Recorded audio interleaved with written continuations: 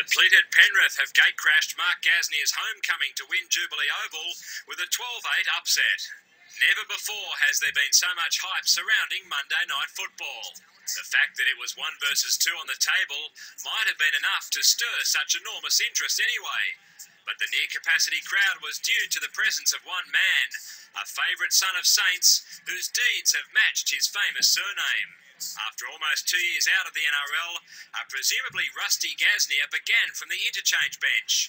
And like most of the Cogra crowd, thought Ben Cray had crossed for the first 4-pointer of the night, only to be recalled for a forward pass. But it was forward!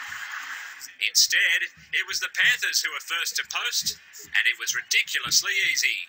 He steps right through them, and ensures the Panthers tonight will play from in front. Just over 25 minutes had elapsed when the great Gaz got the call from Boss Bennett and received a right royal reception, which continued with his first touch of the Steeden.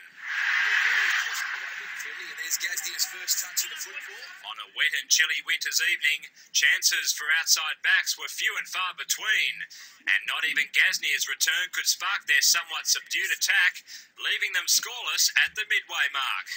The Dragons felt an uneasy sense of deja vu early in the second term when they were again found guilty of a forward pass. They're waiting for a goal, and they are going to say forward.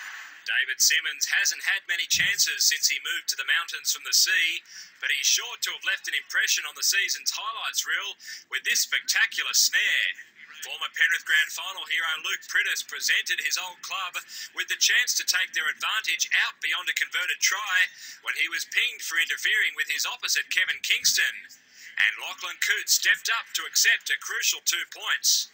Prittis made amends by exploiting an avenue on the short side, which ensured that the Dragons wouldn't be held scoreless at Cogra for the first time since forming the joint venture in '99. Yet no sooner had the Dragons got themselves back into the contest when the flying Simmons soared again, this time in attack.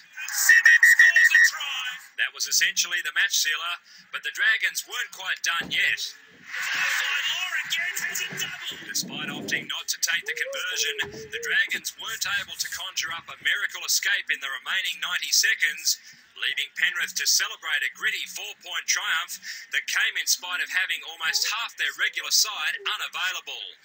It was the Panthers' first win at Cogra in 16 years and sees them draw level with the Dragons at the top of the Telstra Premiership table.